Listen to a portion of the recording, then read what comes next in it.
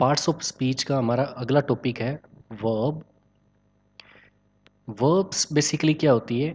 किसी एक्शन को, किसी अवस्था को या फिर किसी अकरेंस को दिखाने वाले, एक्सप्रेस करने वाले जो वर्ड्स होते हैं उन्हें हम वर्ब्स कहते हैं। हिंदी में बोलते हैं इन्हें क्रिया।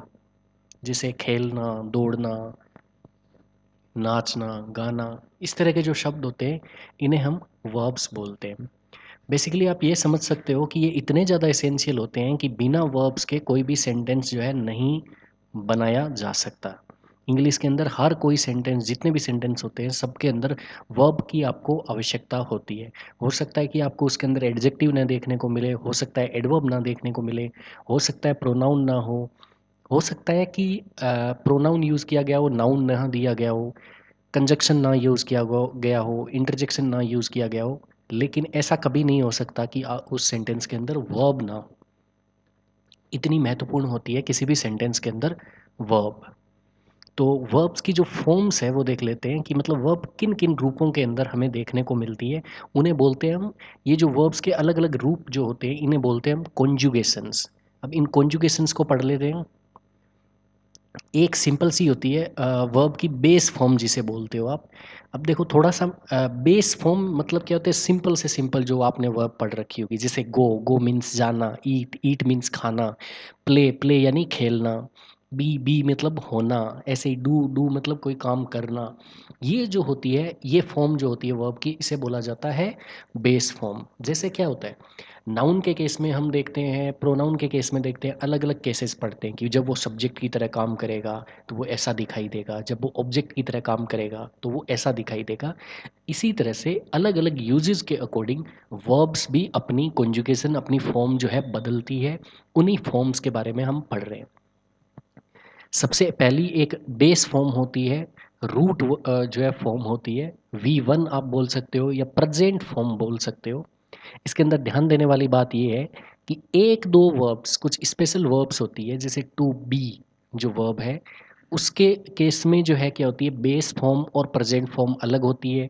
टू हैव के केस में जो है बेस फॉर्म और जो आपकी प्रेजेंट फॉर्म जो होती है वो अलग होती है। बाकी सारे केसेस में जो है क्या होती है, बेस फॉर्म और जो प्रेजेंट फॉर्म, जब प्रेजेंट की आपको बात करनी है, अभी के समय की बात करनी है, उस केस में जो फॉर्म यूज़ की जाती है वो बेस फॉर्म होती है।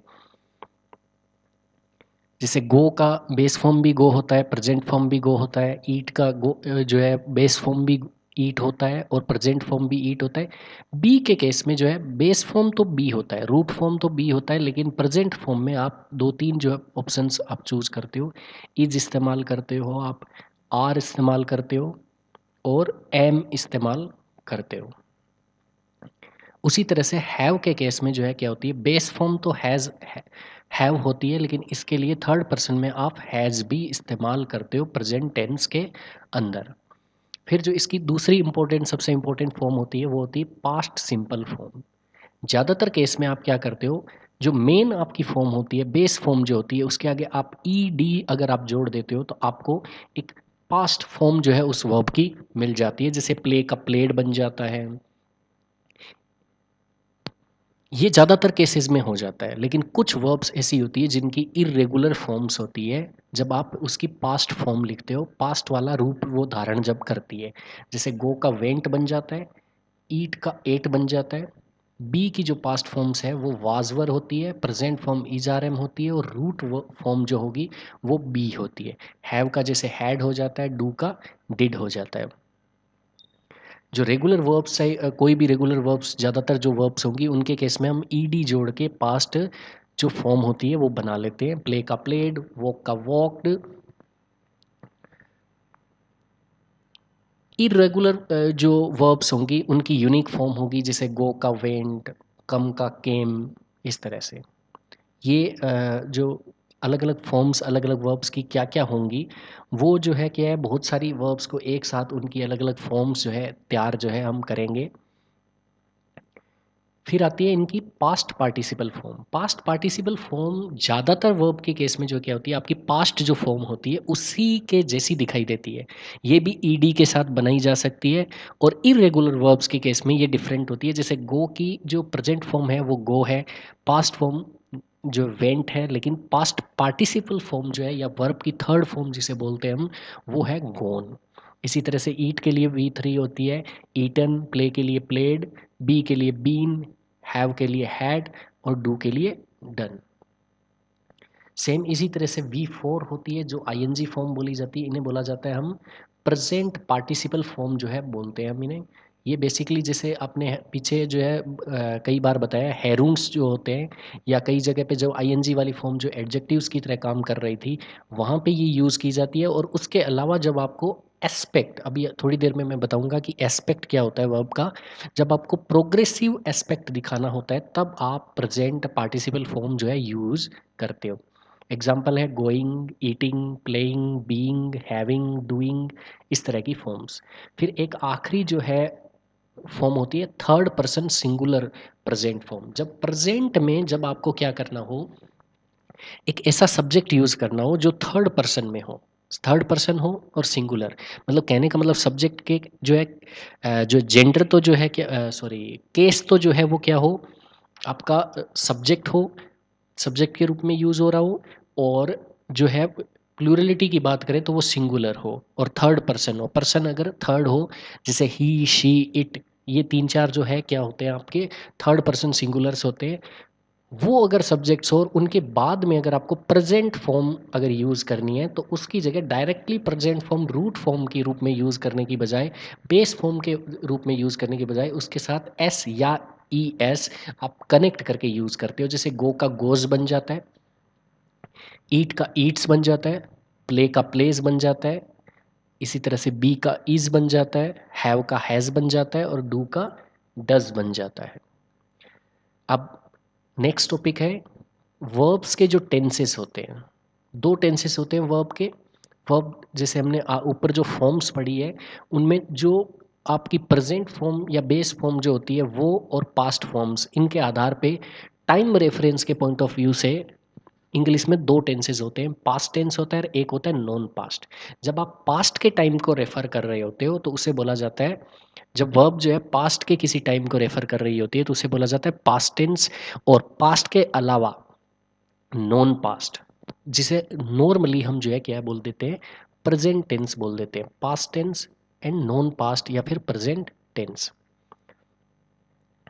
फ्यूचर को अगर आपको एक्सप्रेस करना है, अगर फ्यूचर के टाइम को अगर एक्सप्रेस करना है तो उसके लिए हमारे पास स्पेशल कोई वर्ब नहीं होती है, ऐसी कोई वर्ब की फॉर्म नहीं होती है जो बताए कि ये फ्यूचर टेंस है।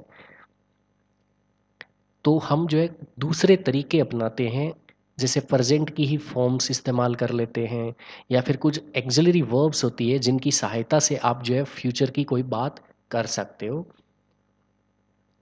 पहला है प्रेजेंट टेंस या नॉन पास्ट जो टाइम रेफरेंस होता है वो कब यूज़ करना होता है, कब आपको जो है प्रेजेंट की जो है प्रेजेंट टेंस या फिर कहें कि जो आपकी वर्ब है उसका non past time reference use करना है या प्रेजेंट फॉर्म जो है यूज़ करनी है वर्ब की। तो जब भी आपको क्या करना हो, एक्शंस और जो है ना ये अभी घटित हो रहे हैं, जैसे आपको ये बताना हो कि ये आदतन होता है और अभी घटित हो रहा है, ऐसा कुछ बताना हो, तो आप क्या करोगे, प्रेजेंट टेंस या फिर कहें कि वर्ब की जो है प्रेजेंट फॉर्म यूज़ करोगे। जैसे एग्जांपल दिया हुआ है, I walk to school every day, मैं हर रोज़ स्कूल जाता हूँ। या कोई जनरल ट्रूथ या फैक्ट बताना है, जैसे सूरज पश्चिम में उगता है, गाय घास खाती है, इस तरह के जो वाक्य होंगे जो जनरल ट्रूथ या फैक्ट्स बताते हैं, उनके लिए आप non past time reference use करोगे, वर्ब का जो है प्रेजेंट फॉर्म जो है यूज़ करोगे। इसी तरह से अगर आपको फ्यूचर के कुछ ऐसे इवेंट्स के बारे में बात करनी है जो पहले से स्केड्यूल किए गए हैं, जैसे ट्रेन जो है कल 7 बजे निकलेगी, ये टाइम पहले से डिसाइड किया गया है कि ट्रेन 7 बजे निकलेगी, तो ऐसे सेंटेंसेस, ऐसे फ्यूचर की इवेंट्स के बारे में बात करने के लिए आप प्रेजेंट टेंस को यूज़ करोगे। The train leaves eight 7 PM। यहाँ पे हमने जान लिया कि एक तरीका हो गया जिसके ज़रिए से आप जो है क्या कर सकते हो, फ्यूचर की बात कर सकते हो, हालांकि हमारे पास फ्यूचर वर्ब जैसी कोई चीज़ होती नहीं है। फिर अगर आपको स्टेट बतानी है कि होने की अवस्था बतानी है कि मैं खुश हूँ, मेरी अवस्था क्या है, मैं खुश हूँ, ऐसा जब आपको बताना हो, अभी जो आपकी अवस्था है वो बतानी हो, तो स्टेट ऑफ बीइंग के लिए, अभी की स्टेट ऑफ बीइंग के लिए आप प्रेजेंट टेंस का इस्तेमाल करोगे। इनके केस में जो है फॉर्म कौन सी यूज़ की जाती है, बेस फॉर्म यूज़ की जाती है, प्रेजेंट फॉर्म यूज़ की जाती है। लेकिन आपका जो सब्जेक्ट अगर जो है, जो चाहे वो प्रोनाउन हो चाहे वो नाउन हो, वो अगर थर्ड पर्सन सिंगुलर है तो फिर आप उस बेस फॉर्म के साथ एस या ई एस जो है कनेक्ट करोगे। For example, I walk to school every day, अगर मैं आई जो अपना सब्जेक्ट है उसको थर्ड पर्सन सिंगुलर से रिप्लेस कर दूं ही, तो फिर ऑटोमेटिकली वो ही walks to school every day हो जाएगा, नहीं कि I walk to school every day. ये इस तरह से ट्रांसफॉर्म हो रही है वर्ब। वर्ब की कॉन्जुगेशन, डिफरेंट कॉन्जुगेशन हमने यूज़ की जैसे ही थर्ड पर्सन प्रेजेंट टेंस में आ जाता है। अब दूसरा जो है पास्ट टाइम रेफरेंस की अगर हम बात करें, पास्ट का कोई टाइम अगर आपको बताना है तो फिर पास्ट की फॉर्म जो है किन किन केसेस में यूज़ की जाती है, कहाँ पे आपको पास्ट टाइम रेफरेंस देने की ज़रूरत पड़ती है। अगर कोई भी कार्य कंप्लीट हो गया है, कोई ऐसा काम है जो कंप्लीट हो चुका है, तो आप पास्ट टाइम रेफरेंस यूज़ करो। आगे चल के बताऊंगा कि परफेक्ट एस्पेक्ट के केस में भी आप कंप्लीटेड एक्शन के लिए परफेक्ट एस्पेक्ट भी आप यूज़ कर सकते हो, लेकिन वो कब करना है वो भी बताएंगे। फिलहाल के लिए आप इतना जानो कि कंप्लीटेड एक्शन जो भी है, जैसे मैं पिछले साल पेरिस गया, ये पेरिस जाने का काम कंप्लीट हो चुका है, तो आपने क्या किया, पास्ट टाइम रेफरेंस और पास्ट टेंस को यूज़ किया। इसी तरह से अगर अवस्था बतानी है आपको पास्ट की, जैसे मैंने अभी एक एग्जांपल लिया था कि आई एम हैप्पी, मैं खुश हूँ, ये मेरी अभी की अवस्था है। अगर मैं पुरानी अवस्था बताऊँ कि मैं दुखी था, इस तरह से आई वॉज सैड। पुरानी अवस्था के लिए आप जो है क्या करते हो, पास्ट टेंस का इस्तेमाल करते हो। फॉर्म इसमें कौन सी यूज़ करनी है, सिंपली आपको पास्ट फॉर्म जो है यूज़ करनी है, V2 आपको यूज़ करनी है। अब फ्यूचर के टाइम को एक्सप्रेस करना है, फ्यूचर का रेफरेंस अगर देना है, तो तीन चार तरीके हैं। इसमें कोई ऐसी फॉर्म नहीं होती है जैसे हमारे पास, जैसे ईट के लिए जो है ईट या ईट्स जो है प्रेजेंट फॉर्म है, वेंट पास्ट फॉर्म है, ऐसी कोई अलग से फ्यूचर फॉर्म नहीं होती है ईट की। तो उसके लिए हमारे पास दो तीन तरीके हैं इंग्लिश में। एक तो आप यूज़ कर सकते हो विल या शेल के साथ में, जब विल और शेल जो है मॉडल वर्ब्स है, जब मॉडल वर्ब्स पढ़ेंगे तब और अच्छे से क्लियर होगा।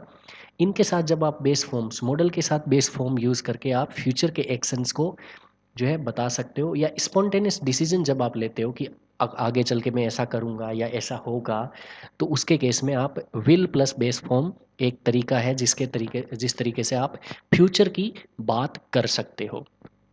दूसरा तरीका है, आप यूज़ करो be going to. Be going to, be be जो है अगर प्रेजेंट की बात कर रहे हो, अभी की बात कर रहे हो कि अभी आप ये बोल रहे हो कि आगे चल के ऐसा होगा, ऐसा होने वाला है, ये जब के सेंस देना हो, ऐसा होने वाला है इस तरह का सेंस देना हो, तो B going two plus base verb. अब क्योंकि आप सब्जेक्ट को देख के ये बी जो है इज आर एम में बदल जाएगा, जैसे शी है तो इज बन गया, she is going to study abroad, वह जो है क्या है, विदेश जाकर पढ़ाई करेगी। प्रेजेंट सिंपल भी यूज़ करते हैं, जैसे पीछे बता दिया। अगर फिक्स स्केड्यूल है तो फिर आप जो प्रेजेंट का सिंपल यूज़ करो, मतलब बेसिकली बेस वर्ब या थर्ड पर्सन है तो base verb plus s I s इस्तेमाल करो। The flight departs at 6 AM, पहले से फिक्स है। वी आर मीटिंग टुमारो, हम जो है कल मिल रहे हैं। प्रेजेंट का सिंपल और कंटिन्यूस दोनों इस्तेमाल कर सकते हो जब फिक्स स्केड्यूल्स या अरेंजमेंट्स होते हैं। अब बात करता हूँ मैं, ये तो हो गया, हमने टाइम रेफरेंस की बात कर ली, पास्ट और नॉन पास्ट। अब हमें बताना है कि एस्पेक्ट बताना है कि कोई काम, बेसिकली एक्शंस जो है होती है, वर्ब्स कार्य ही तो होते हैं, क्रियाएं तो होती है। अब इन क्रियाओं का एस्पेक्ट से मेरा क्या मतलब है कि समय के अंदर वो कार्य किस तरह से घटित हो रहे हैं, उसी चीज को हम बोलते हैं एस्पेक्ट ऑफ द वर्ब। तो एस्पेक्ट हमारे पास दो तीन एस्पेक्ट्स होते हैं। एक होता है simple aspect. Simple aspect basically ये बताता है कि कोई कार्य कंप्लीट हो रहा है, हैबिचुअल है, ये सिर्फ इतना ही देता है। इसमें कभी भी जोर नहीं दिया जाता कि उस कार्य को कंप्लीट करने में कितना समय लगा, या किसी फिक्स दूसरे पॉइंट ऑफ टाइम से, या मतलब उस इतने बजे तक ख़त्म हो गया था या तब तक ख़त्म हो गया था। इस तरह से ये बातें इंपॉर्टेंट नहीं रहती है, सिंपली कि कार्य हुआ या आमतौर पर होता है या हो चुका है, बस इतना ही आप बता रहे हो कि कंप्लीट हो चुका है। तो आप बेस एस्पेक्ट यूज़ करते हो। बेस एस्पेक्ट के लिए आपको कुछ नहीं करना है, सिंपल जो आप प्रेजेंट सिंपल टेंस और पास्ट सिंपल टेंस हो यूज़ करते हो वो यूज़ करो। अगर अब आपको आदत दिखानी है, नॉन पास्ट रेफरेंस देना है, तो आई वॉक, ही वॉक्स। मैं चलता हूँ, वह चलता है। इसी तरह से मैं चला, आपने चलने का काम कंप्लीट कर लिया है, तो फिर आई वॉकड पहले की बात कर रहे हो, पास्ट का रेफरेंस दे रहे हो। सिमिलर तरीके से अगर आपको आदत दिखानी है तो present simple, she reads books. आपने कौन सा एस्पेक्ट, सिंपल एस्पेक्ट दे रहे हो, हैबिचुअल एस्पेक्ट शो कर रहे हो आप। They finish the project, completed action दिखा रहे हो, तो उन्होंने एक्शन को कंप्लीट कर लिया है। अब देखो सिंपल एस्पेक्ट में और आगे जाके जो मैं परफेक्ट एस्पेक्ट बताऊंगा, दोनों के अंदर ही हम ये बात कर रहे हैं कि एक्शन अगर कंप्लीट हो जाता है तो आप पास्ट जो है सिंपल जो है यूज़ कर सकते हो, सिंपल एस्पेक्ट रहता है। लेकिन आगे चल के मैं कहूँगा कि कंप्लीटेड एक्शन के लिए आप परफेक्ट एस्पेक्ट यूज़ कर दो। उसमें और इसमें डिफरेंस ये है कि अगर आप किसी दूसरे पॉइंट से कंपैरिजन में ये बात कह रहे हो कि ये काम कंप्लीट हो चुका है, या अभी वो एक्शन का कंप्लीट हो जाना अभी इम्पोर्टेंट है, तब परफेक्ट एस्पेक्ट की आपको आवश्यकता होती है। अदरवाइज आप सिंपल एस्पेक्ट यूज़ कर सकते हो। अब जैसे सेकंड एस्पेक्ट जो है हमारा है कॉन्टिन्यूस या फिर प्रोग्रेसिव एस्पेक्ट। ये बताता है कि कोई काम किसी स्पेसिफिक टाइम पे, किसी फिक्स टाइम पे चल रहा है, कॉन्टिन्यूस है या फिर टेम्परेरी है। मतलब रोज़ रोज़ नहीं होता, अभी हो रहा है। इस तरह का जब बताना है तो सबसे पहला होता है आपका बी और फिर present participle, be plus ING form. अब बी की जगह आप क्या यूज़ करोगे, is, are, am, was, were, वो डिपेंड करेगा कि आपको टाइम रेफरेंस कौन सा देना है। अगर आप किसी पास्ट के किसी टाइम पे आप बता रहे हो कि पास्ट के मतलब कल इतने बजे ये काम हो रहा था, ऐसा कुछ दिखाना है। स्पेसिफिक टाइम आपने पास्ट का लिया है तो फिर बी की जो पास्ट फॉर्म है वो आप यूज़ करोगे, वो टाइम बताने का काम कर रही है। और प्रोग्रेसिव एस्पेक्ट के लिए आप यूज़ कर रहे हो प्रेजेंट पार्टिसिपल। तो उस केस में बन जाएगा जैसे I was reading a book yesterday, मैं कल जो है एक किताब पढ़ रहा था। बी की जगह या वॉज, बी की ही फॉर्म्स होती है इज, आर, एम, वॉज, वर। और इसी तरह से अगर अभी के टाइम रेफरेंस से मुझे ये बताना है कि अभी मैं ये काम कर रहा हूँ, I am reading a book right now, am use किया गया यहाँ पे बी की जगह। बी की फॉर्म प्रेजेंट फॉर्म होती है एम, वो मैंने यूज़ की है।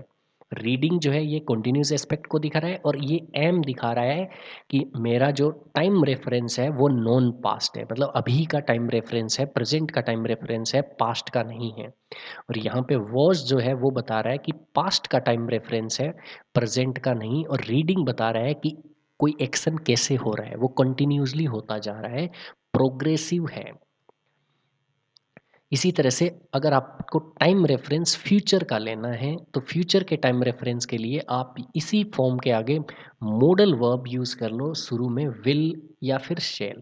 सेम ही फॉर्मूला रहेगा, जैसे ही मॉडल वर्ब आ जाती है तो आपको रूट फॉर्म चाहिए होती है, इसलिए आप ये इज, आर, एम, वॉज, वर नहीं यूज़ करके बी की रूट फॉर्म जो बी होती है वही यूज़ कर लोगे। अंतर बस इतना है कि शुरुआत में आपको एक मॉडल वर्ब विल या फिर शेल यूज़ कर लेनी है, आपका काम हो जाएगा।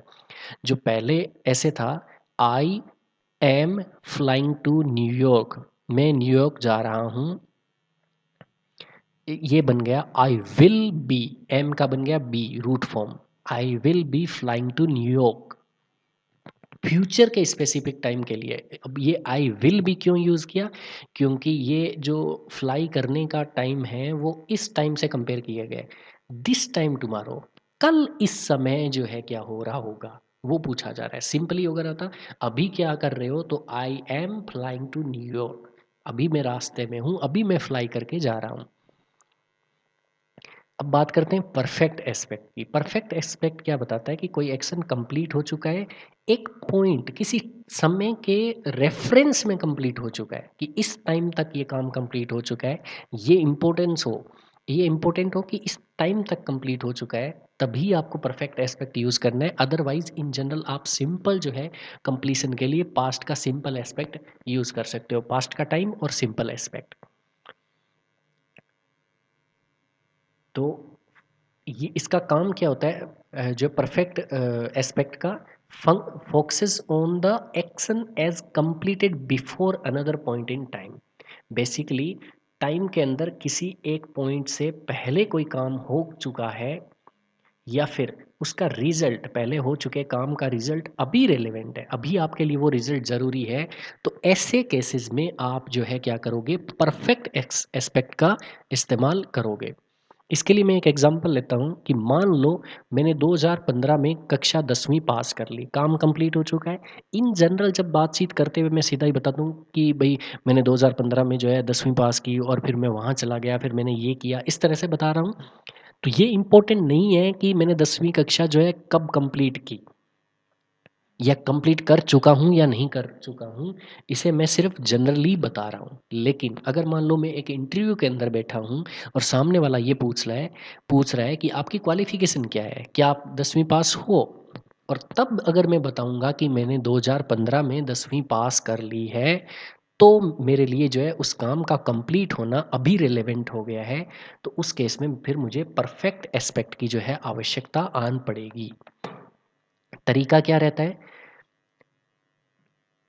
परफेक्ट एस्पेक्ट के लिए आप यूज़ करते हो पास्ट का पार्टिसिपल, और उसके शुरुआत में यूज़ करोगे हैव वर्ब, जो कि एक एक्सिलरी वर्ब है, वो यूज़ करोगे। अब टाइम रेफरेंस जो है अगर आपको प्रेजेंट का देना है तो हैव की प्रेजेंट फॉर्म्स यूज़ करोगे, और अगर आपको टाइम रेफरेंस अगर आपको पास्ट का देना है तो हैड यूज़ करोगे। अब देखो, जब हम एस्पेक्ट की बात कर रहे हैं तो टाइम रेफरेंस की बातें मत भूल जाओ। जैसे मैंने बोला कि टाइम रेफरेंस, अगर प्रेजेंट का टाइम रेफरेंस दे रहे हो तो थर्ड पर्सन के साथ आप वर्ब की एस या एस फॉर्म जो है यूज़ करते हो। तो इसी तरीके से अगर आपका टाइम प्रेजेंट का है तो आपने हैज़ या हैव यूज़ करना है। ये हैज़ साथ में मैं इसलिए लिख रहा हूँ कि जैसे ही सब्जेक्ट प्रेजेंट टाइम के रेफरेंस में थर्ड पर्सन सिंगुलर बन जाता है, ही शी इट आता है, तो ऑटोमेटिकली आपको हैव प्लस एस या एस, जो कि एक्चुअली में फॉर्म होती है हैज़, वो यूज़ करनी है। ये आगे V3 जो लगा रहे हो आप, ये सिर्फ एस्पेक्ट बता रहा है कि कोई काम कंप्लीटेड है या नहीं है किसी दूसरे टाइम के रेफरेंस में। प्रेजेंट परफेक्ट कब यूज़ करना है? जब ऐसा कंप्लीशन दिखाना हो कि कोई काम जो है पास्ट में कंप्लीट हो गया और अभी तक, या कंटिन्यूज टू प्रेजेंट और completed in past but relevant now. ठीक है, आपको जब ये बताना हो कि कोई काम पास्ट में स्टार्ट हुआ और अभी भी कंटिन्यू चल रहा है, या तो ये कंडीशन हो, या फिर ऐसा हो कि कोई काम पास्ट में कंप्लीट हो गया लेकिन अभी रेलेवेंट है आपके लिए वो, तब आप प्रेजेंट टाइम रेफरेंस के साथ आप परफेक्ट एस्पेक्ट को यूज़ करोगे। परफेक्ट एस्पेक्ट ये बताएगा कि कोई काम कंप्लीट हो रहा है, प्रेजेंट एस्पेक्ट ये यूज़ करेगा कि अभी वो हमारे लिए इम्पोर्टेंट है या अभी तक वो काम जारी है। आप देखोगे ज़रूरी नहीं है कि कंटिन्यूस एस्पेक्ट में जैसे बोलते हैं ना कि काम लगातार चल रहा है, हो सकता है कि काम अभी भी परफेक्ट एस्पेक्ट के अंदर भी लगातार चल रहा हो। जैसे I have lived here for 5 years, मैं यहाँ पिछले 5 साल से रह रहा हूँ, फिर भी आपने जो है आई हैव लिव्ड यूज़ किया है, अभी भी आप यहाँ रह रहे हो। I have lived here for 5 years, मैं यहाँ पिछले 5 सालों से रह रहा हूँ, न कि I am living here for 5 years. Action past में स्टार्ट हुआ और अभी भी कंटिन्यूसली प्रेजेंट तक चल रहा है, लेकिन अभी ये रेलेवेंट है कि मैं पिछले 5 सालों से यहाँ रह रहा हूँ। इसी तरह से she has finished her work, मतलब उसने अपना काम, वो अपना काम कर चुकी है, काम कंप्लीट हो चुका है, और शायद अभी आपके लिए हो सकता है कि रेलेवेंट हो कि उसने काम पूरा किया या नहीं किया। पास्ट परफेक्ट यानी कि past time reference perfect aspect के साथ कब देना है? जब क्या हो, पास्ट के किसी एक्शन से पहले जो है आपका जो एक्शन कंप्लीट हो गया, पास्ट की किसी दूसरी बात से पहले कोई वो काम कंप्लीट अगर हो गया है, तो आप पास्ट टाइम रेफरेंस के साथ परफेक्ट एस्पेक्ट दोगे। जैसे I had eaten breakfast before I left for work, कि ये काम के लिए जब निकला उससे पहले पहले ये ब्रेकफास्ट खाने का काम कंप्लीट हो चुका है। ये काम काम के लिए निकले कब? ये भी आप पास्ट में ही निकले थे, पास्ट टाइम में। तो फिर इसके लिए जो आप टाइम रेफरेंस यूज़ करोगे परफेक्ट एस्पेक्ट के साथ, वो भी पास्ट का ही यूज़ करोगे। तो आपने यूज़ किया हैड। आप एक और ध्यान रखो, ये जो हम हैव, हैड या फिर ऊपर इज़, आर, एम, वाज, वर जो यूज़ कर रहे हैं, ये बेसिकली जो है आपका जो टाइम रेफरेंस एक्चुअली में टेंस को डिसाइड करने का कि वो पास्ट है या नॉन पास्ट है, ये यही चीज़ें काम कर रही है। आगे जो आप lived, living, finished, finishing, completing या जो भी आईएनजी फॉर्म या वी3 फॉर्म यूज़ कर रहे हो, वो मात्र एस्पेक्ट को बता रहे हैं, टेंस को डिसाइड करने वाले जो है क्या होती है, जो पहले ये हेल्पिंग वर्ब्स या एक्सिलरी वर्ब्स आ रही है, या फिर जब आप प्रेजेंट सिंपल और पास्ट सिंपल एस्पेक्ट देख रहे थे उस केस में जो मेन वर्ब्स होती है वही डिसाइड करती है कि रेफरेंस आपने कौन सा चूज किया, प्रेजेंट का या फिर पास्ट का।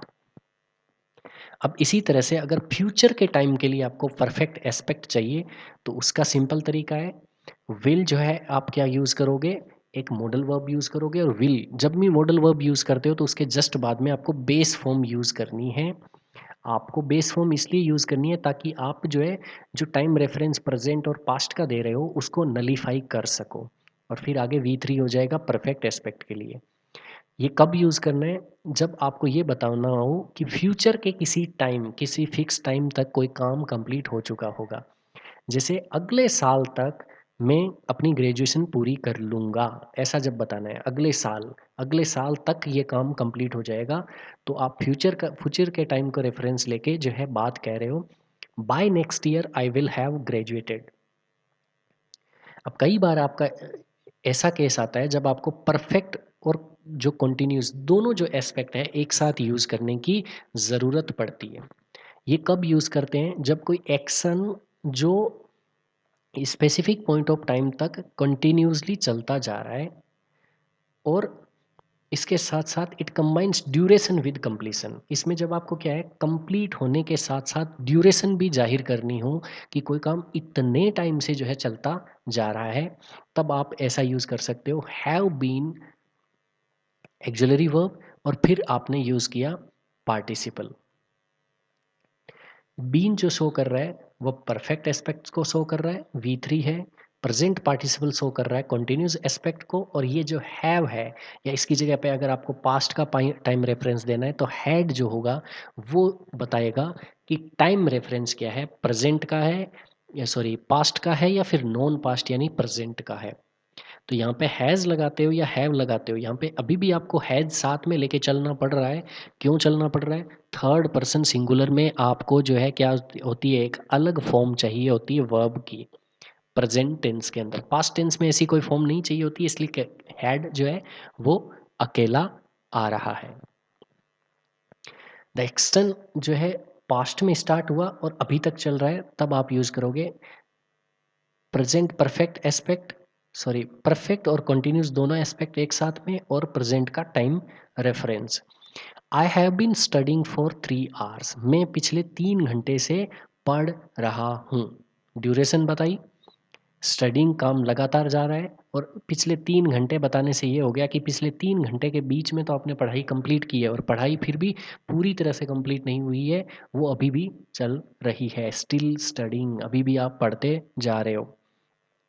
वहीं उसी जगह पे अगर आपको बताना हो कि किसी पास्ट के किसी टाइम तक कोई काम कंटिन्यूसली चलता जा रहा था, तब आप जो है क्या करोगे, टाइम रेफरेंस पास्ट का देने के लिए हैड इस्तेमाल करोगे, फिर परफेक्ट एस्पेक्ट के लिए बीन, और फिर वी की आईएनजी फॉर्म यानी कि प्रेजेंट पार्टिसिपल यूज़ करोगे कंटिन्यूस एस्पेक्ट को शो करने के लिए। एग्जाम्पल के लिए, I had been waiting for an hour when he finally arrived.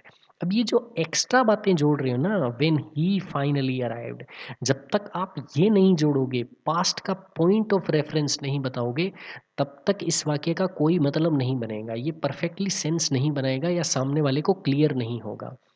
जब आप ये लिख देते हो व्हेन ही फाइनली अराइव्ड, जब वो आया तब जो है क्या है, मैं 1 घंटे से वेट कर रहा था, मतलब वो जब आया उससे 1 घंटे पहले आपने वेट करना स्टार्ट किया था। इसी तरह से ये फ्यूचर के टाइम के लिए भी आप इस तरह से बता सकते हो कि किसी फ्यूचर के फिक्स पॉइंट तक, फ्यूचर के किसी टाइम तक जो है आप कोई काम कर रहे होंगे, ऐसा जब दिखाना है। बाय मिडनाइट, कि मध्य रात्रि तक, I will have been working for 10 hours का बेसिकली मतलब हुआ कि मध्य रात्रि तक जो है क्या हो जाएगा, आप काम लगातार 10 घंटों से कर रहे होंगे, मतलब मध्य रात्रि से 10 घंटे पहले आपने काम स्टार्ट किया होगा, लेकिन मध्य रात्रि अभी आई नहीं है, आपने जो टाइम रेफरेंस लिया है वो फ्यूचर का लिया है, तो इसलिए आपने फ्यूचर का जो है क्या होता है टाइम रेफरेंस के साथ विल हैव लगाया है। अब देखते हैं मूड ऑफ वर्ब्स। वर्ब्स के जो अलग अलग मूड्स होते हैं वो देख लेते हैं। तीन बेसिकली मेन इंपॉर्टेंट मूड्स होते हैं, indicative mood, imperative mood and subjunctive mood. ये क्या बताते हैं, ये स्पीकर का एटीट्यूड बताते हैं उस वर्ब को लेके, कि स्पीकर जो है उस एक्शन के बारे में क्या सोचता है, उसका इंटेंशन क्या है उस एक्शन और उस स्टेट के प्रति। जनरली जो भी नॉर्मल, जो जितना भी ज़्यादातर केसेस में आप जो यूज़ करते हो वर्ब्स, वो इंडिकेटिव मोड में होती है। बेसिकली जब आपको फैक्ट्स बताने हैं, ओपिनियंस बताने हैं, पर्सन पूछने हैं, उनके केस में he is a student, she likes to read, did you finish, ये सारे जो है इंडिकेटिव मूड होते हैं। वहीं अगर आपको कोई कमांड्स देनी है, रिक्वेस्ट करनी है, इंस्ट्रक्शंस देनी है, तो उस केस में आप यूज़ करते हो इम्पेरेटिव मूड। ये भी आपने कई जगह सुन रखा होगा, टीचर कहते हैं sit down, stand up, close the door, please help me, ये इस तरह से। अब इम्पेरेटिव मूड की केस में जो है ना, आपको फॉर्म कौन सी यूज़ करनी होती है वो इम्पोर्टेंट रहता है। इंडिकेटिव मूड में तो अभी ऊपर दिखा देखा है, सीखा है हमने कौन कौन सी फॉर्म जो है ना, पास्ट रेफरेंस के लिए, प्रेजेंट रेफरेंस के लिए, और पूरे जो नियम है वो सारे इंडिकेटिव मूड के लिए थे। इम्पेरेटिव मूड के लिए वो नियम लागू न होके हर केस में आपको क्या करनी है, बेस फॉर्म जो है यूज़ करनी है। आप ऐसे नहीं लिख सकते closed the door, close the door imperative mood नहीं होगा। हो सकता है उसके साथ आप सब्जेक्ट जोड़ दो तो आपका सेंटेंस सही बन जाए, लेकिन वो इम्पेरेटिव मूड को यानी कि कमांड या रिक्वेस्ट के लिए यूज़ नहीं किया जा सकता। केवल आप बेस फॉर्म ही यूज़ कर सकते हो इम्पेरेटिव मूड के अंदर। तो क्योंकि बी जो वर्ब होती है उसकी बेस वर्ब बी होती है, न कि इज आर एम, तो आप बी क्वाइट बोलोगे, इज क्वाइट नहीं, नहीं आर क्वाइट। फिर आपका आता है सब्जंक्टिव मूड। तीसरा जो मूड है सब्जंक्टिव मूड, ये क्या करता है, जब आपको हाइपोथेटिकल सिचुएशंस के बारे में बात करना हो, विशेस के बारे में बात करना हो, डिमांड, सजेशंस या कॉन्ट्रेरी कंडीशंस, फैक्ट के कॉन्ट्रेरी जो कंडीशंस होती है उनके बारे में अगर आपको बात करनी है, फिर आप यूज़ करते हो सब्जंक्टिव मूड। मैं फिर से बता देता हूँ, जो आपका इंडिकेटिव मूड होता है उसके अंदर ये जो टेंस के रूल्स आपने ऊपर देखे हैं वो लागू होते हैं। इम्पेरेटिव मूड के अंदर आप वर्ब की सिर्फ बेस फॉर्म इस्तेमाल करोगे। इसमें यू जो है एक सब्जेक्ट के रूप में छुपा हुआ होता है, दिखाई नहीं दे रहा है। यू क्लोज द डोर और क्लोज द डोर दोनों एक ही बात है। ये इम्पेरेटिव मूड है जब आप कमांड या रिक्वेस्ट कर रहे हो। सेम तरीके से सब्जंक्टिव मूड के केस में भी आप ऊपर दिए हुए नियम लागू नहीं करोगे, बल्कि कॉमन फॉर्म्स कौन सी यूज करोगे। जब आपको प्रेजेंट जो है सब्जंक्टिव यूज करना है बी के लिए, तब तो लिखोगे बी। लेकिन अगर पास्ट सब्जंक्टिव जो है केस यूज करना है, अब देखो हाइपोथेटिकल सिचुएशन तो ये भी हो सकती है ना, पास्ट की बात कर सकते, अगर मैं ऐसा होता तो मैं ये कर देता, ये इस तरह की जो सिचुएशंस होते हैं, यहाँ पे टाइम रेफरेंस आप पास्ट का दे रहे हो, तो पास्ट का जब सब्जंक्टिव आपको चाहिए बी के लिए तो वर इस्तेमाल करो, प्रेजेंट के लिए बी। बाकी जितनी भी वर्ब्स हैं उनके लिए बेस फॉर्म जो होती है वो प्रेजेंट सब्जंक्टिव क्लोज के अंदर यूज की जाती है। एग्जाम्पल देखो, आई विश आई वर टोलर, न कि आई वॉज टोलर। क्या ये सेंटेंस गलत है, या फिर हम ये कहें कि आई के साथ आप वाज और वर दोनों इस्तेमाल कर सकते हो। दोनों ही बातों के अंदर ऐसा है कि वर तभी इस्तेमाल कर सकते हो अगर आपको सब्जंक्टिव मूड चाहिए।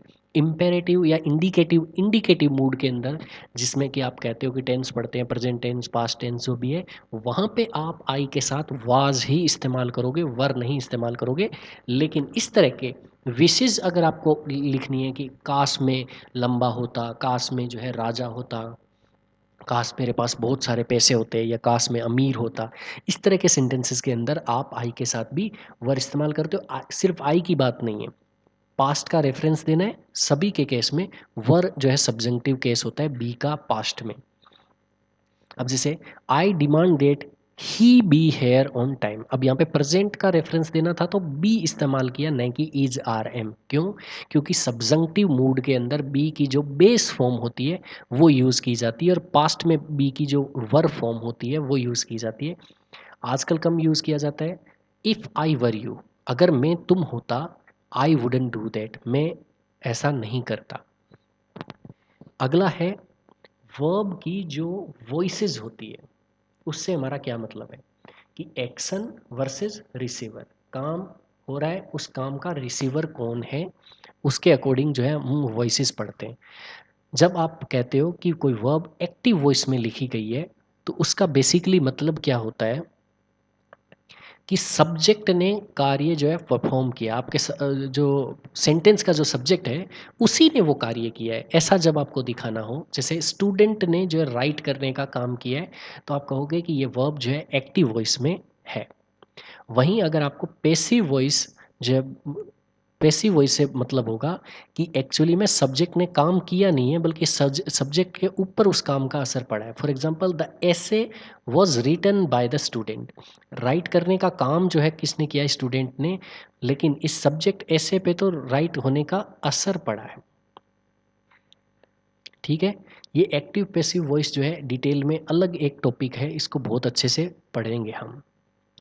अब क्लासिफिकेशन देख लेते हैं वर्ब्स का। वर्ब क्या काम करती है उसको अकॉर्डिंग आप उन्हें कई क्लासेस में डिवाइड कर सकते हो।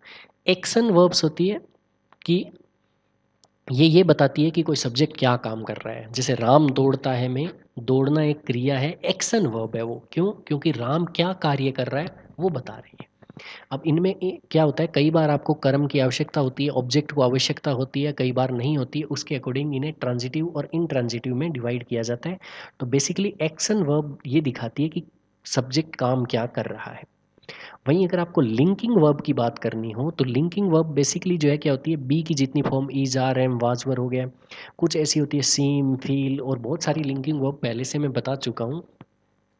ये क्या करती है, एक सब्जेक्ट को उसके कॉम्प्लीमेंट से, उसको डिस्क्राइब करने वाले वर्ड से, वो जो कि एक एडजेक्टिव हो सकता है, दूसरा नाउन हो सकता है, उससे कनेक्ट करती है। जैसे राम इज हैप्पी, तो happy is equal to Ram, तो ये लिंकिंग वर्ब की तरह काम कर रही है। फिर आपकी आती है एक्सुलरी वर्ब्स या हेल्पिंग वर्ब्स। जब ये मेन वर्ब के साथ, जब मेन वर्ब क्या करती है, टेंस को नहीं शो कर पाती है, जब वो क्या करती है, एस्पेक्ट वाली फॉर्म में आ जाती है, तब हमें हेल्पिंग वर्ब चाहिए होती है, आपको टाइम रेफरेंस बताने के लिए कि बात जो है प्रेजेंट की हो रही है या नॉन प्रेजेंट जो है पास्ट की हो रही है, या अलग अलग जो क्वेश्चंस आते हैं, नेगेटिव्स आते हैं, एक्सप्रेशंस लाइक पॉसिबिलिटीज़, मॉडल्स वगैरह के लिए, वहाँ पे ये एक्सुलरी वर्ब्स काम आती है। तीन तरह की verb, action verb, linking verbs, और जो है एक्सुलरी वर्ब्स। अब कॉमन एरर्स देख लेते हैं जो वर्ब से जुड़ी होती है। सबसे पहली चीज़ होती है सब्जेक्ट वर्ब एग्रीमेंट और सब्जेक्ट वर्ब कॉनकॉर्ड। नियम क्या कहता है कि हमेशा अगर आपका जो है सब्जेक्ट अगर प्लूरल है, तो आपकी वर्ब भी प्लूरल के अकॉर्डिंग आनी चाहिए, और आपका सब्जेक्ट अगर सिंगुलर है, तो आपकी जो है वर्ब जो है वो भी प्लूरल के अकॉर्डिंग आनी चाहिए। जब आप जो है प्रेजेंट रेफरेंस अगर यूज़, टाइम रेफरेंस अगर यूज़ कर रहे हो, और बी वाले केस में तो आपको पास्ट रेफरेंस के अंदर भी, बी जो वर्ब होती है उसके केस में तो पास्ट रेफरेंस के अंदर भी ये नियम सब्जेक्ट वर्ब एग्रीमेंट लागू होता है। जैसे ही गो टू स्कूल गलत हो जाएगा, क्यों? क्योंकि ही जो है एक थर्ड पर्सन सिंगुलर है, और गो जो है सिंगुलर फॉर्म नहीं है, सिंगुलर फॉर्म होती है गोज, तो करेक्ट वे होगा ही गोज टू स्कूल। अब कई बार जो है क्या करते हैं, इनकरेक्ट पार्टिसिपल फॉर्म्स हम यूज़ कर लेते हैं। जहाँ पे आपको V3 चाहिए, वहाँ पे V2 आप इस्तेमाल करते हैं। जैसे आई हैव ईटेड लंच, ईटेड जैसा कुछ नहीं होता है, आई हैव ईटन लंच। आपको आप जो है पास्ट का पार्टिसिपल चाहिए था, जो कि ईटन होता है, न कि ईटेड। अब कई बार जो है लिंकिंग वर्ब्स के केस में भी कंफ्यूजन हो जाता है। लिंकिंग वर्ब के बाद में आपको एडजेक्टिव चाहिए होता है, एडवर्ब नहीं लगानी होती है। जैसे शी फील्स बैडली, बैडली जो है क्या होता है, एडजेक्टिव, सॉरी एडवर्ब होता है, आपको चाहिए एडजेक्टिव शी फील्स बैड, ये सही तरीका होगा। इसी तरीके से सब्जंक्टिव मूड के अंदर कई बार क्या कर देते हैं, एरर कर देते हैं। जैसे बी के लिए जो है अगर पास्ट सब्जंक्टिव केस यूज़ करना है, तो आपको वर यूज़ करना है, न कि was. I wish I was taller गलत है, I wish I were taller जो है सही होगा। ये सब्जंक्टिव मूड के लिए लागू होता है। अब ये वर्ब्स हमें पता है कि सबसे ज़्यादा इंपॉर्टेंट है, कोई भी सेंटेंस बिना वर्ब के लिए जो है बिना वर्ब के नहीं बन सकता। आपको टाइम और ड्यूरेशन जो है किसी कार्य की बतानी है तो उसके लिए जो है क्या होता है, टेंस और एस्पेक्ट्स की मदद से आप वर्ब की अलग अलग फॉर्म यूज़ करके बता सकते हो। स्पीकर का मूड पता चलता है, वो कमांड दे रहा है, फैक्ट बता रहा है या हाइपोथेसिस बता रहा है, ये वर्ब के जरिए ही पता चलता है। तो इस तरह से हमारा जो वर्ड टॉपिक है वो एक बार के लिए कंप्लीट हो गया। हालांकि जब सेंटेंस स्ट्रक्चर बनाना हम सीखेंगे, एडवांस थोड़ा बढ़ेंगे इंग्लिश के अंदर, उसके अंदर और डिटेल के अंदर even to be, to have, to do in verbs को और डिटेल में पढ़ेंगे। अभी आपको बेसिकली जो है फंडामेंटल नुआंस जो होता है वर्ब का वो पता चल चुका है। आज के लिए अभी इतना ही। सिंपली याद क्या रखना है, फंडामेंटल टेंस होते हैं पास्ट और नॉन पास्ट होते हैं। दो टाइम रेफरेंस की बात करते हैं। एक्स एस्पेक्ट बताता है कि कोई कार्य किस तरह से हो रहा है। सिंपल जब क्या होता है वो हैबिचुअल है या कंप्लीट हो चुका है। प्रोग्रेसिव ये बताता है कि किसी स्पेसिफिक टाइम ऑफ रेफरेंस के कंपैरिजन में जब किसी टाइम से कंपेयर करते हो तो उस टाइम पर वो कार्य कंटिन्यू चल रहा है, वो चल रहा होगा। वो टाइम जो है कोई भी हो सकता है, प्रेजेंट का टाइम हो सकता है कि अभी ये कार्य चल रहा है, या पास्ट के किसी टाइम पर ये कार्य चल रहा था, या फिर फ्यूचर में किसी टाइम पर ये कार्य चल रहा होगा। ऐसा जब दिखाना है तो प्रोग्रेसिव एस्पेक्ट की आपको आवश्यकता पड़ती है। इसी तरह से परफेक्ट और परफेक्ट प्रोग्रेसिव एस्पेक्ट्स भी होते हैं। फिर हमने मूड की बात की थी। इंडिकेटिव मूड होता है, इंपेरेटिव मूड होता है, सब्जंक्टिव मूड होता है। इंडिकेटिव मूड बेसिकली क्या होता है, जो ये सारे एस्पेक्ट्स और टेंसेस जो पढ़ते हो मोस्ट ऑफ द केसेस में यही यूज़ किया जाता है। जहाँ पे आपको ऑर्डर देने की, रिक्वेस्ट करने की वगैरह इन सब की आवश्यकता होती है तो वहाँ पे इंपेरेटिव यूज़ किया जाता है। और सब्जंक्टिव मूड यूज़ किया जाता है जब आपको हाइपोथेसिस, जैसे काश में ऐसा होता या विशेष वगैरह के लिए जब यूज़ करना हो तब आप ये यूज़ करते हो। Thank you very much. आगे चल के जो है अगले चैप्टर के अंदर हम जो है इस वर्ब वाले सेक्शन से एक्सरसाइजेस हल करेंगे। Thank you very much.